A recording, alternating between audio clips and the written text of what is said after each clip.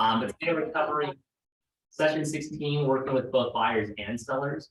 So you're going to see some parts of it rehab, working with buyers, working with sellers from the last two sessions. Let's see here. We're building right through. We're kind of in our last, I would say last week and a half of Ignite. And then the cycle actually restarts on an everyday basis. So we're actually outsourcing Ignite and other training to a full-time 100% Zoom trainer, in addition to productivity coaching, mentoring, all the other events that already happen here. You're going to have this now 100% on Zoom, with a teacher teaching it every day with daily 10-4 accountability on top of all the stuff that you're plugging into already, right? And now it's going to be live. I don't know if they're going to record it. It doesn't make, I mean, she could record it, but she's doing it every day live. It does help to have like kind of that reinforcement, maybe have the printouts and then working through it with her on it. Especially the early portion, because like the real estate expert, like quite honestly, if all you did was this and lead follow-up, you're in like such a solid point. Because from here, you're just talking about reaching out to people you know and building your way through. Transaction, I mean, it is difficult to understand the transaction aspect without having one that you're doing live. I think all of a sudden the world opens up when you're working with a buyer, or if you're just writing your own offer on a house. You know, like you'll start seeing like, oh, well, where do I put my earnest money deposit? And what does it mean to have a total loan? And where do I get my closing costs and all this stuff? And some of it we don't even need, right? It's just a basic template that we use.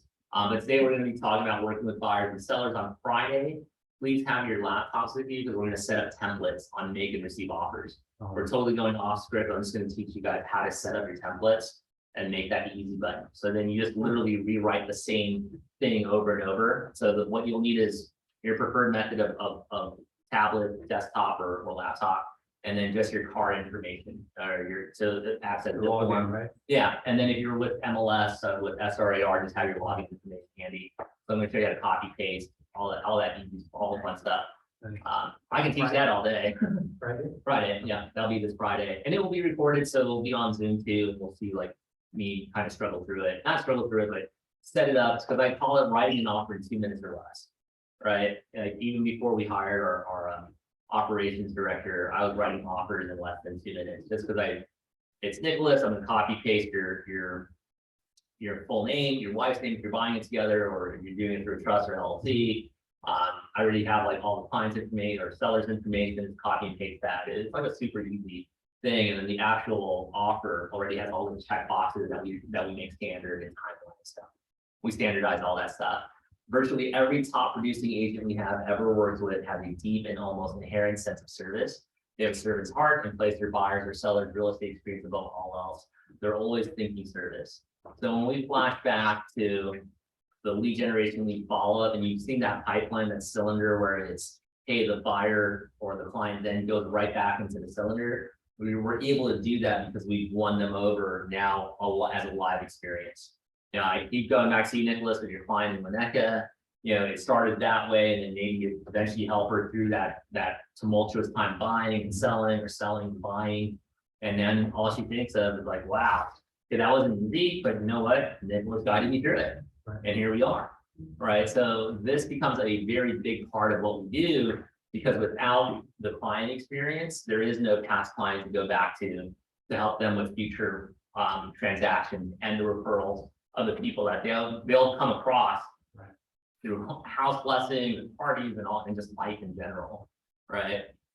Great agent client communication. That's where it all begins. One of our values is communication, seeking first to understand. So part one provides a strong foundation for a sustaining relationship. You know, set and manage expectations proactively throughout the transaction.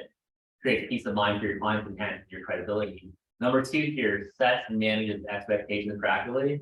Be the leader in that relationship that says, in a positive way, I don't take calls after a certain time. You got kids, we all have kids, we have family, we have things that happen after a certain time where they need our 100% dedication, right? So shame on us if we leave the door open. Hey, contact me at all hours of the day. We'll test you. They will try it. And if you don't answer, you're going to say, well, Philip wasn't a person of his word, right? So I tend to say things like, hey, just as a heads up, our lending partners a lot of the investors that they're working with are on East Coast time, right? So they might start early, but it also means that they're ending the day at 2 o'clock Pacific Standard Time, right? So as much as we can, we do our best to get all the paperwork that the lender needs and all the updates before 2 p.m. And escrows, all of them practically close at 5. So if the lender doesn't have their information updated, there's not a whole lot we can do past 2 o'clock. And if there's anything else that needs to get covered, it can't get covered after 5, right? And hey, just like yourself, we believe in faith and family first. Obviously, there are emergencies, but we're going to do our best to prepare so nothing ever comes up as an emergency. But if it's a must, I do my best to return text messages right away, or I'll get back to it first thing in the morning, right? So I kind of leave that general protection out there. So in the event that I really am, like last night, volunteering Cub Scouts, well, guess what? It's going to be very difficult to take a call when you're working with like your son and like 20 other scouts at the same time. So you build that in, and then they get used to your frequency of communication. I start relatively early at 7:30 after our team huddle with our core leadership group. And then it just keeps going until 3 o'clock, and then there's a break, and then a turn call later in the day. But what that does, it gives you peace of mind. Lets you know, like, hey, internally, I can get all my callbacks between 5 and 5:30, or 12 and 12:30, or 12 and 1, or early in the morning, whatever. But at least you know where you can put your best energy. And at the same time, your clients know, okay, I can count on Philip or Nicholas, Alessandro, Joseph, when this time of day, because they're going to get me updates. The 3 levels of service are purpose, having a value proposition, and being a fiduciary. This is the number 3 is usually what's forgotten, is that we're primarily, the moment we got our real estate license, became a realtor, made that commitment, we're the fiduciary in that relationship, right? That's what separates us from everyone else. There's companies out there that will discount and do things for practically 1%, less, whatever, but they're just a functionary. Hey, we're gonna put a sign up and get a lockbox on the door. When an offer comes in, we'll present it to you. We'll get all the basics there. Fiduciary takes it a step further, right? There's like, hey, this could be a bad deal for you. Let's not do it, right? Hey, this is a great deal for you, and here's why. Right. Make the best decision possible with the information you get. Or either way, it has to be constantly kind of get to go. Oh, 100%. Yeah. It's not just thing. It has to explain the plan. Yeah, to a degree. And hey, here are your options. At the end of the day, you're an adult, and you make the best decision possible with this information, right? And some clients will have, and they're going right into it. Some clients will have their own way of determining what's best for them. And that's totally fine. But you're still the go-to person for the real estate aspect. Can we tell the client if we really think it's a bad decision, and they are just thinking it's still good for them? Can we push and can we tell them like it's not really good for you right now? Yeah, I mean, I absolutely have the conversation, right? Like, but if we say it out loud and we're like, okay, when you're buying at this percent, you're buying with this percentage, and hey, I'm not your financial advisor. Right. You always want to set aside money for savings. But let me ask you, are you planning on selling? If they tell me like, hey, I really hope the market's great in a year because I plan on selling in a year, I'd probably tell them, yeah, probably not for you. But if there's something along the lines of like, hey, this is a 10-year hold, 7-year hold, just like those examples, or hey, in a couple of years I plan on leasing it out, or the rental market, which a lot of times our clients are buying with at 4,500 in the neighborhood, rents are fine. So they're kind of in the green or in the black in just different in different examples. But yeah, I have told clients, hey, this might not be the best move, but I'm almost getting them to close me on the idea of buying them a home. So now if they're fighting, or not fighting, but they're defending their position, I know that cool, they're closing themselves by closing me, right? And now I'm not a salesman. Now I'm just kind of like, cool. Hey, I'm gonna guide you to where you want to be. Hey, if you want to drop $1 million into Panorama City because like this home is 13 bedrooms and 9 bathrooms and it's amazing, high five. That I won't discourage them because they have a specific purpose for it. I can't say I've guided people to bad decisions, but right now every client that bought a house like is winning. Everyone who sold a house won. So it's not like before when my mom bought property and she was buying on interest only 80-20, like 80% of it was interest only in first mortgage. The second was like a another one that would reset after so many years. Mhm. And they were qualified on phantom numbers, Mhm. right? I mean, it was crazy leverage. You could buy a house just by saying, hey, I'm a college student, it makes 100 grand, I'll sign a letter saying that I did, but no income, right? So I didn't grow up in that, but I can tell you every client that we represent since 2014 till now, you know, they've won. I wouldn't even say they've lost, maybe bad divorce, but that, you know, we don't control that. Right, someone like losing, even the ones who lost their jobs and needed to sell, or life event happened, they still walked away with 6 figures or a number that exceeded their expectations, you know. And part of that is that communication, like what are your expectations in selling? You know, 'cause if it's to make $1 million when you owe 90% of the value, you know, you're. The reason why I'm asking you this question is my neighbor told me Mhm. like yesterday. Mhm. And his friend wants to sell his house in South Korea. Nice. So the guy wants to pay 2.5%. Oh, Okay, okay, so nobody's gonna take his listing for 2.5%, for sure. But right, he just wants to sell his house for 725. It's been on the market. Cancel it, probably he didn't like something with previous agent. Yeah. But I have to meet him maybe in a few days. So the reason why I'm asking you this question is how, because I already know he's making a big mistake. Yeah. Because we already know. So you want to sell the house for 2.5% commission when everything is going down. Yeah, you'll get no eyeballs on it. Nobody's gonna bring the No. client. right, Nobody's gonna bring the client. You're gonna be the lead person, at least property owner who's gonna.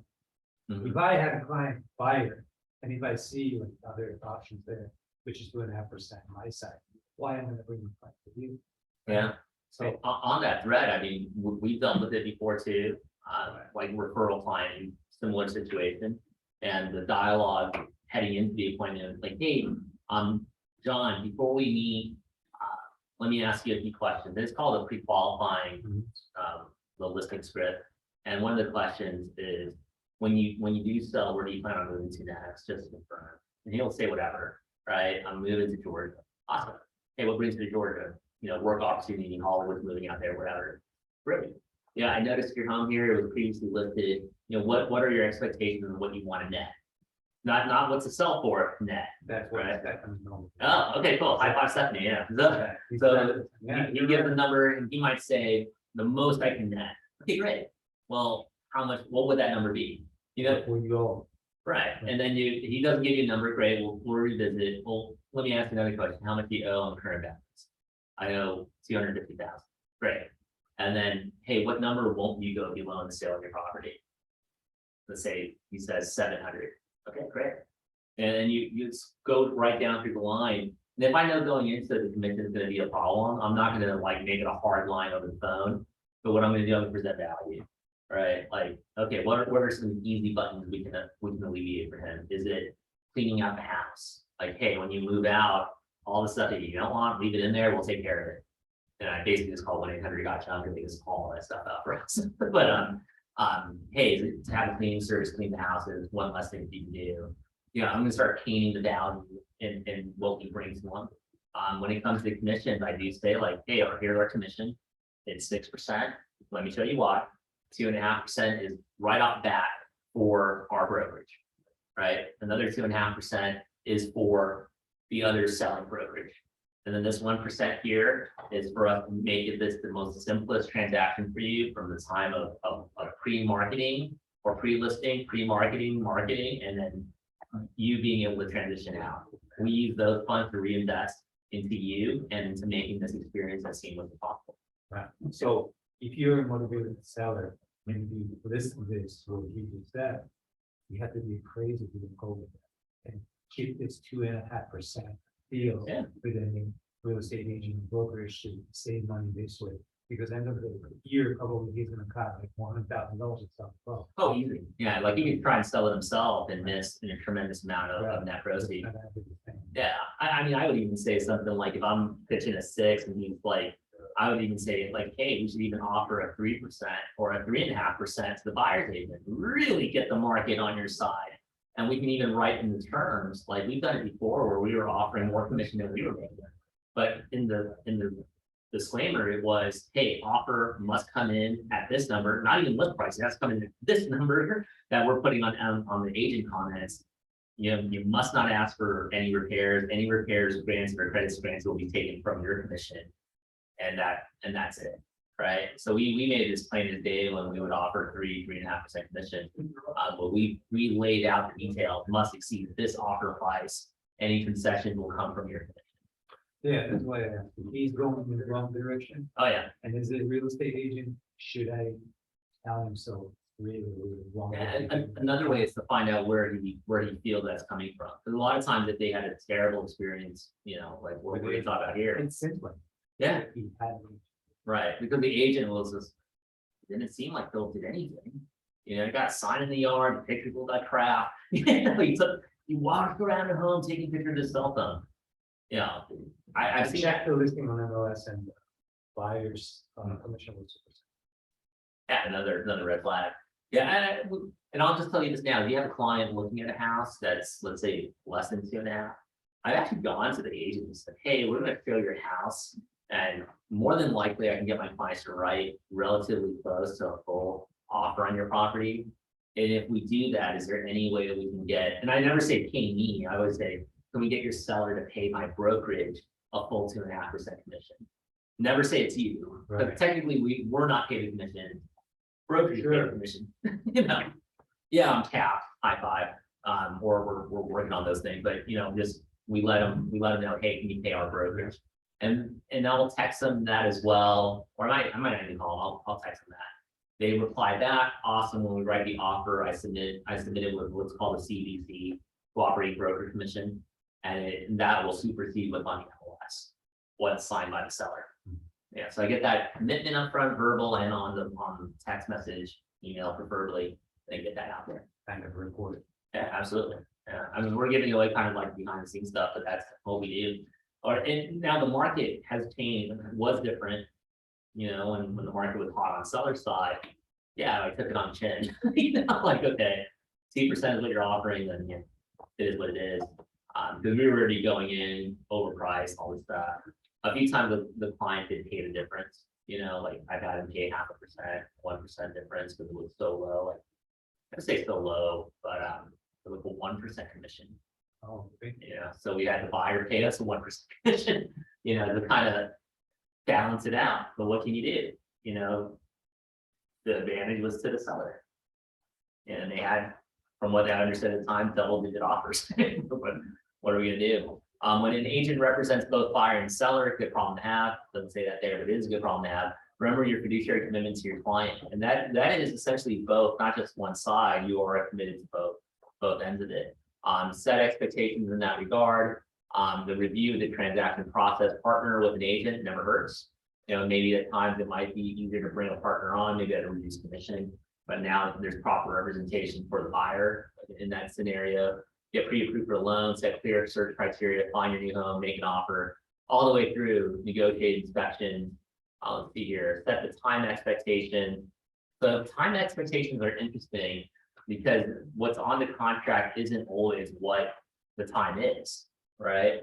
I let people know that at times, unfortunately, the time we have on contract could be a moving target, right? Even when the market was hot for sellers, I always gave them worst case scenario. Here it is.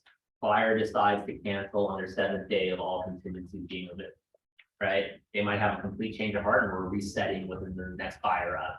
In this market that we're in now the concern is like, okay, John, I know you want to sell it for 800,000.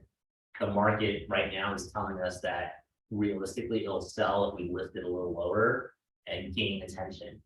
Let me ask you a question.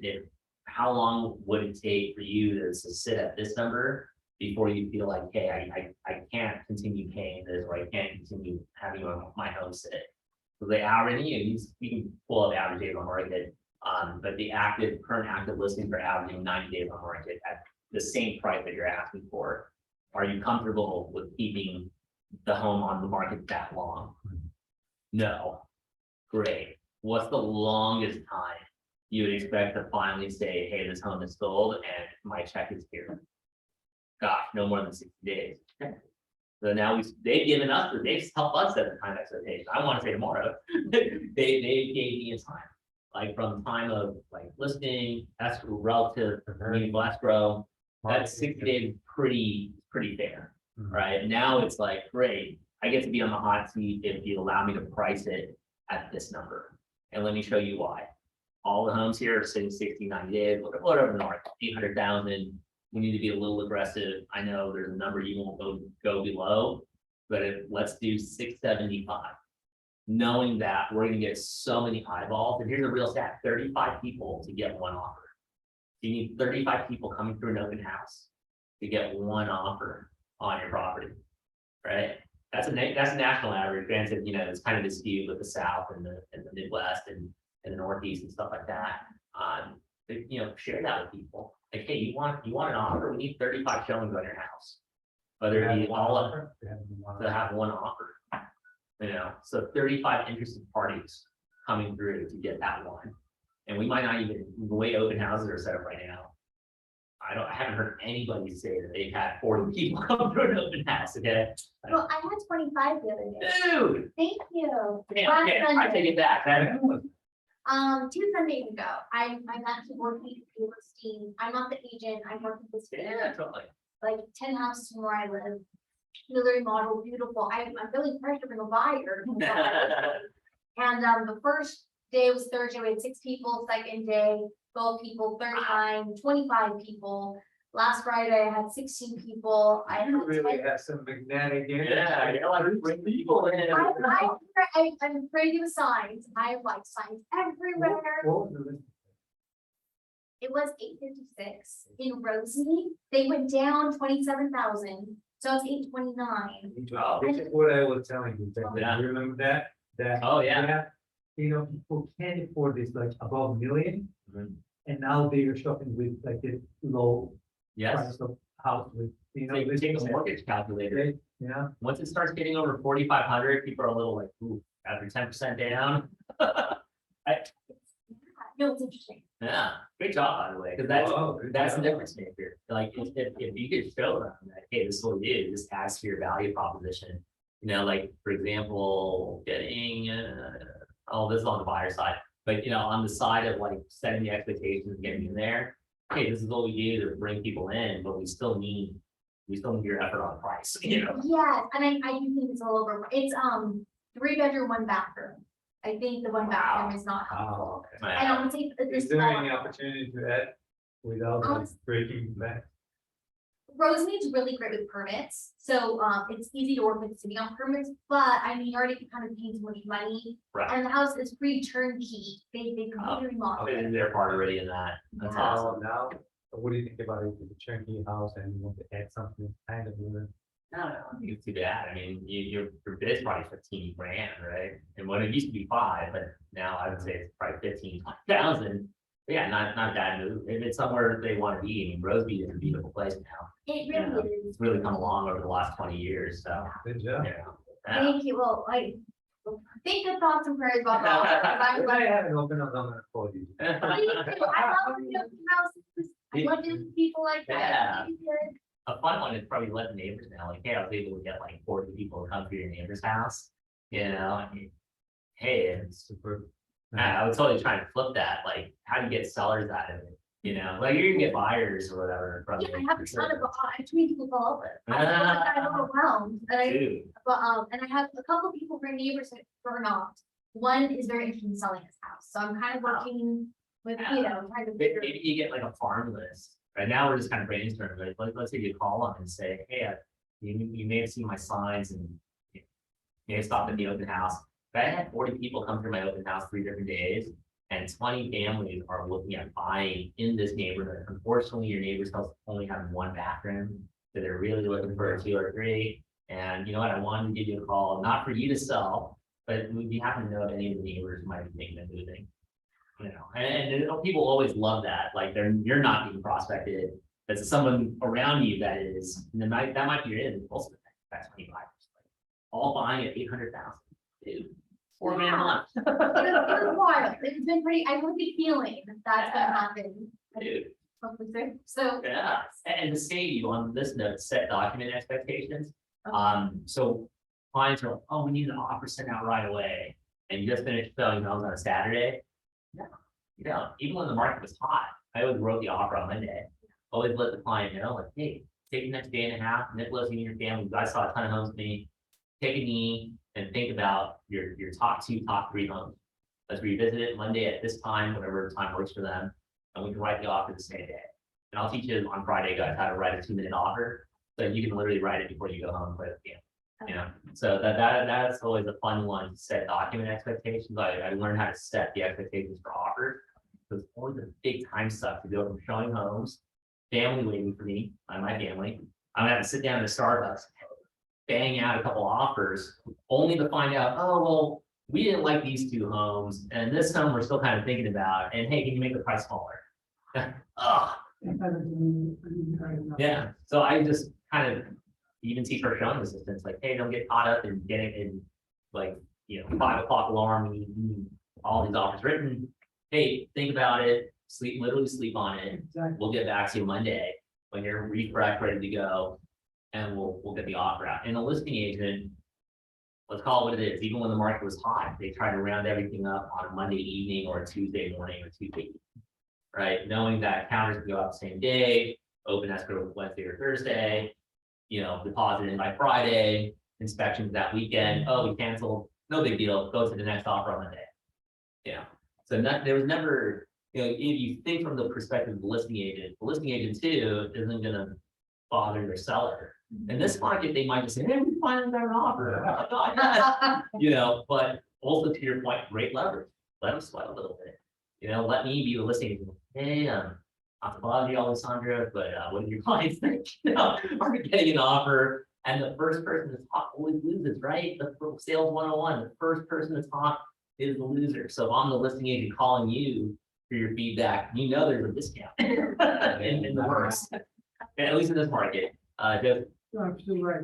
I was gonna comment on the fact that, this market, you want to negotiate a little bit more comfortably. You want to give all the oranges up, and also set your expectation at the presentation to make it sell all to the client, so there's no miscommunication. Yeah, absolutely. That's very important. Make sure you make a list or have a list, go down, ask them if there's any questions, something then please contact me, but make all the make sure you meet all the expectations from all the questions and selling presentation. Don't think just because they signed the paper, they cannot cancel later, and they may have problems. And then big portion, you're gonna have to reaffirm a lot of what You you have to talked about in the first reaffirm, conversation, right? And a lot of times the lender will know more about the client than us anyway. So know that, hey, even if it's their lender that originated, the stuff, and you're getting to know the lender, wouldn't that person know?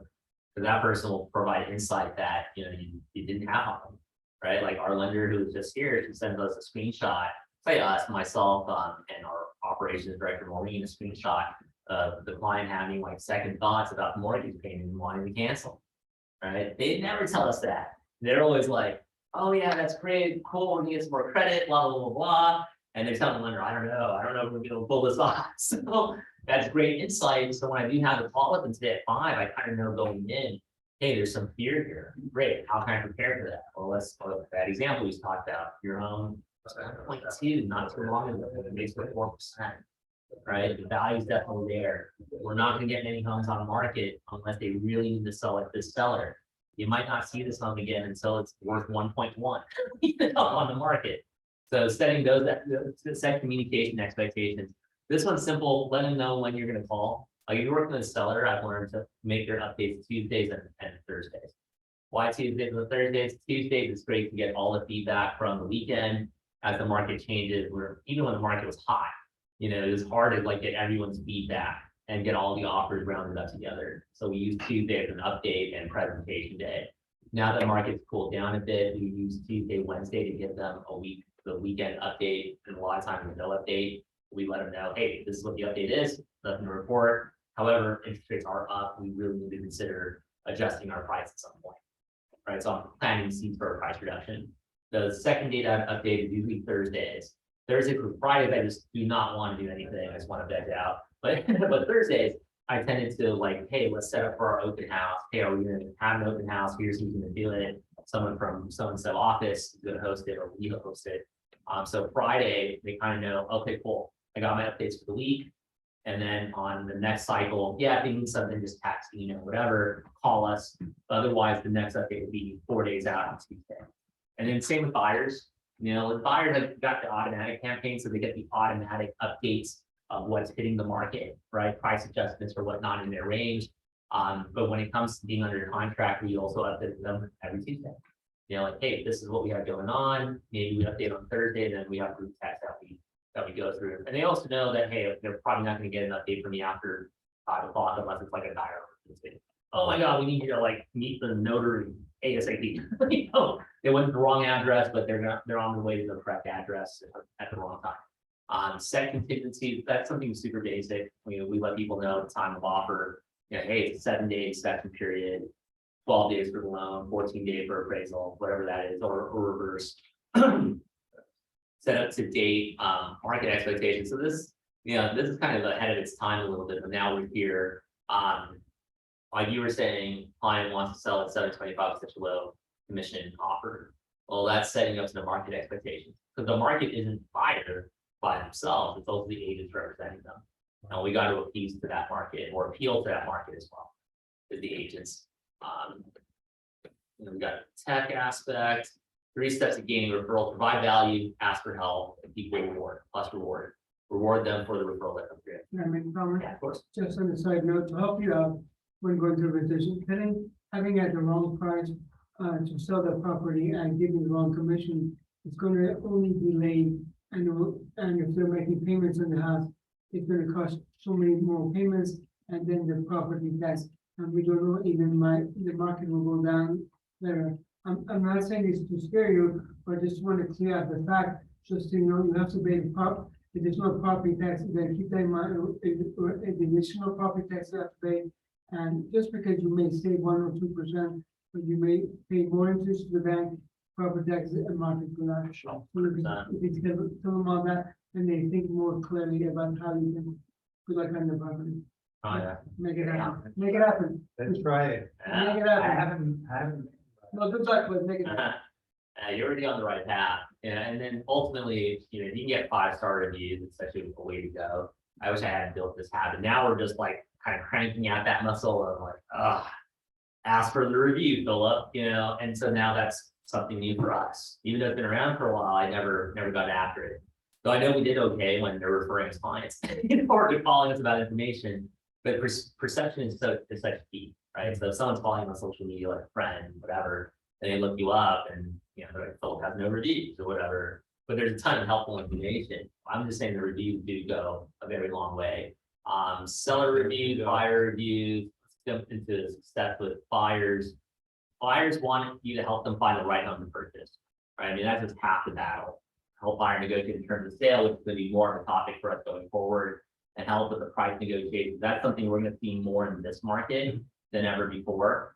This is the buyer needs analysis, but you can actually pull off of command, right? And it just kind of goes through like all the questions you can ask them on that questionnaire. Something we kind of covered in dialogue earlier.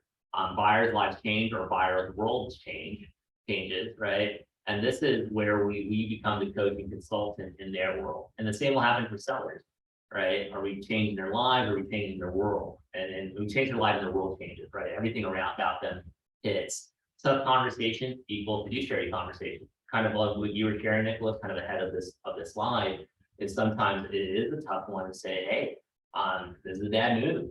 Or hey, based on what you want, you're not going to get where you want to be. That was the question. Yeah. Yeah, and this is where the fun is, by the way. This is where the preparation and understanding, this is where we get to shine. Right. All the other stuff is just functionary stuff that we should be doing anyway, right? For marketing and preparation and all that other stuff. This is where we're paid big money, right? This is why we're paid what we're paid, is to deliver on those tough calls. Right. We're all easy, everyone would make it, right? Show homes based on needs analysis, so we really dial down. This didn't apply in the prior market because if you just wanted to buy something or not, there were 2 homes and good luck, right?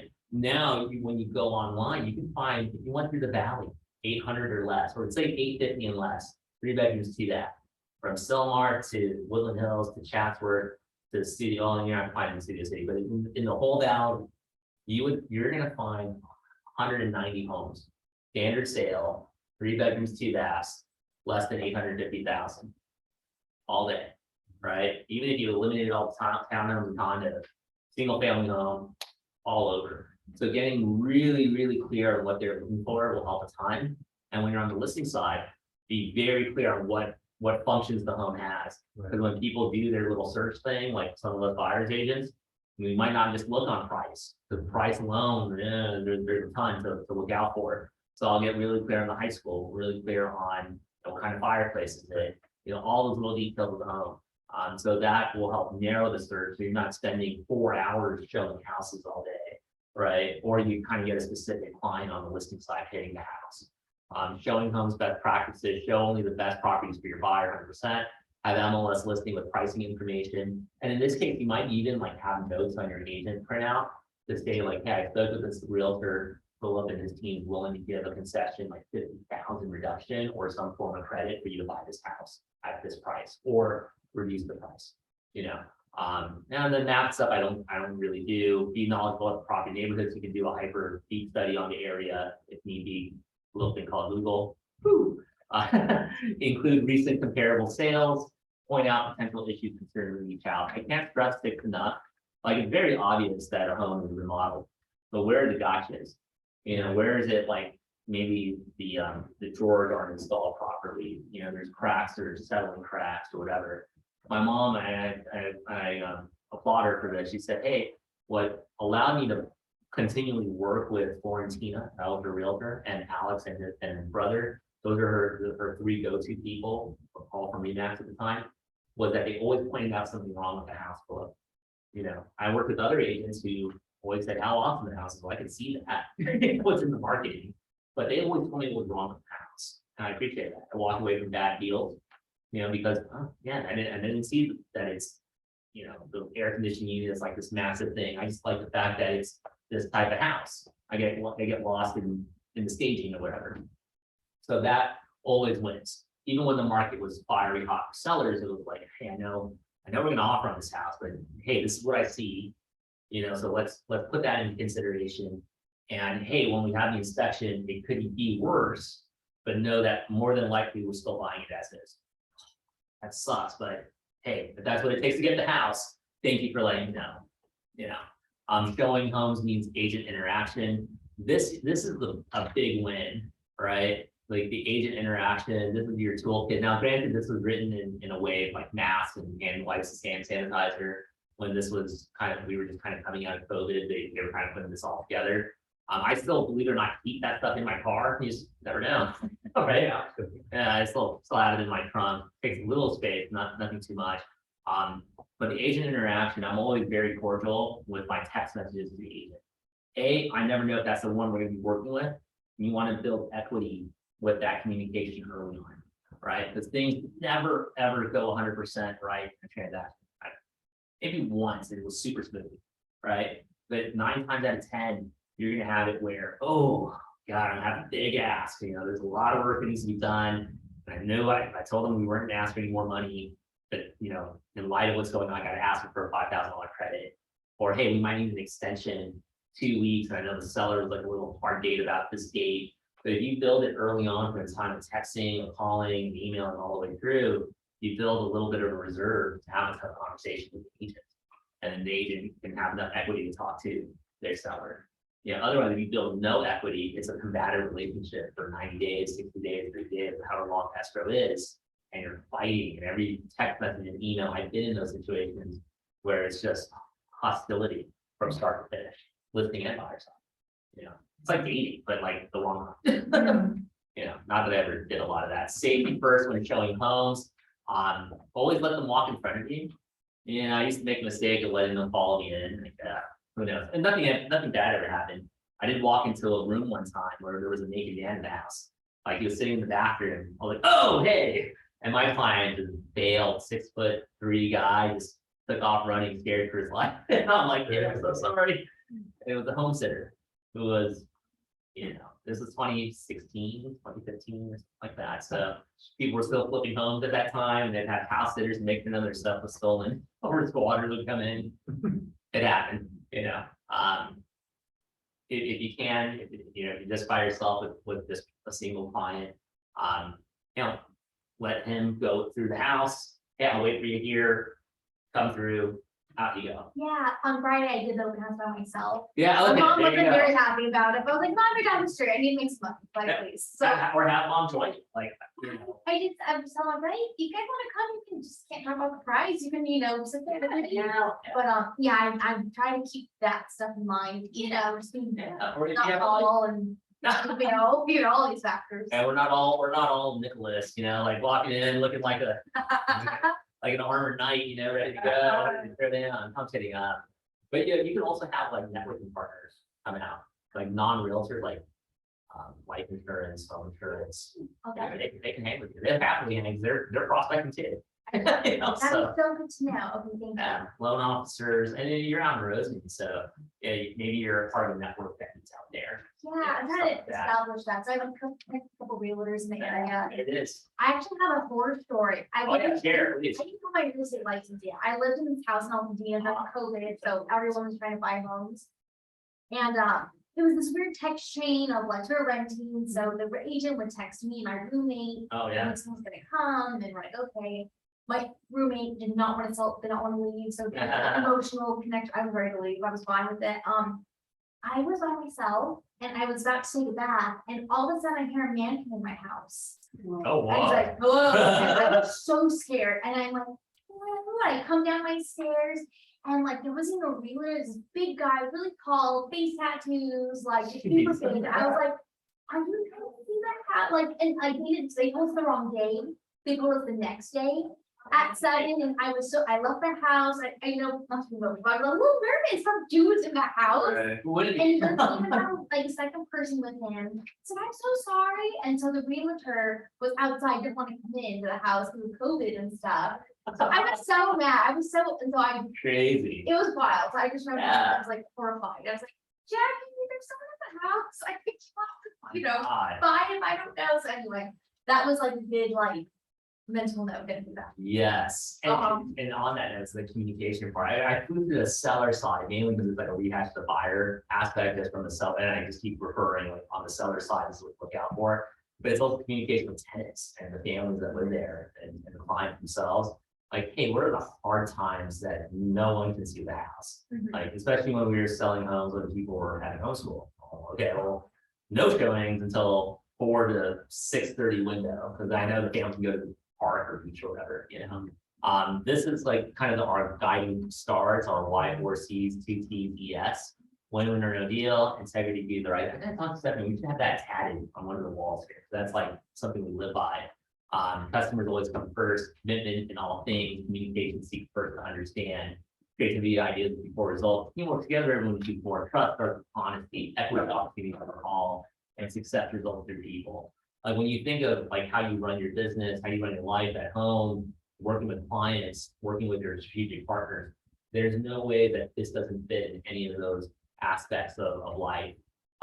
The 14-step marketing plan, I'm not gonna go through all that, but the idea is leads, listings, leverage. How do you create leads that with a focus on listings?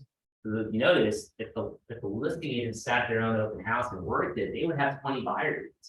Right? Yeah. So you're leveraging the listing for more leads. Yeah. Now it's like, okay, I got the buyer leads, so eventually I'm gonna slam dunk 5 of these bad boys, right? At least 5. And the other 15 will cycle through. How do I leverage this into like listings, right? And then how do I get the listings to leverage into more leads? And then it's a cycle that just keeps on turning. The message you put out to attract prospective buyers and sellers, everything. Why would they want to contact you in this market?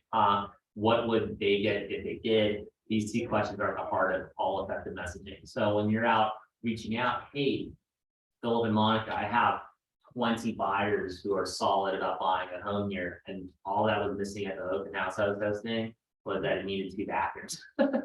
Who you happen to know in your area that might be thinking of selling? We may have a buyer that can be a great match, right?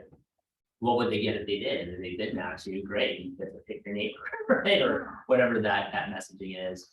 Your MLS reflects your brand, so get it right, have the right documents based on area. And if you need help with that, we're very solid productivity coaching mentor, anyone who's here to help. Utilize the right professionals to get great pictures. Me, who has his business card right over there, he always leaves donuts. Solid if you need photos, video, drone, all that stuff. And then set the right schedule for your listing. Again, communication with your client on that regard. Let's see, you can do this through KWLS, which is cool. Proper signage, you get that to your office. Success with co-agents. So basically the co-agent would be like bringing on like maybe a productivity coach mentor to guide you on your first sale, right? A lot of that what we're doing already. Sometimes you might even find it easier just to like be the rainmaker, take the lion's share of the deal, and then just pay out like a referral fee to that other agent to handle everything else, right? So a lot of that can be delegated out, kind of like a rainmaker in a law firm. They get everything and none of the paperwork, none of the hard work. Our daily success system. Of all of these, the 10 conversations are probably the most key point, right? Always take action to put yourself out there. I mean, just talking to your neighbor is definitely a win overall, because winning your neighbor over all day, So to me, if all you did was one thing, which is to make contacts with people, you're ahead of the game, right? And then you evolve, then you start adding in layers and elements into your business. As we close this out next week, keep an open mind about doing different cycles with the new online trainer, right? And then the events that we host here at the office, sometimes it's like a bummer if it's scheduled or whatnot. But do your best to like try and attend those, because you just never know. You're always one piece of information away from unlocking the lock to say, wow, okay, I have a new perspective. I've been working hard. Now I can work even smarter on top of everything that I'm doing. Or you feel more confident, have more conversations with people that you wouldn't have had because of information shared. Next Tuesday, as a heads up, we have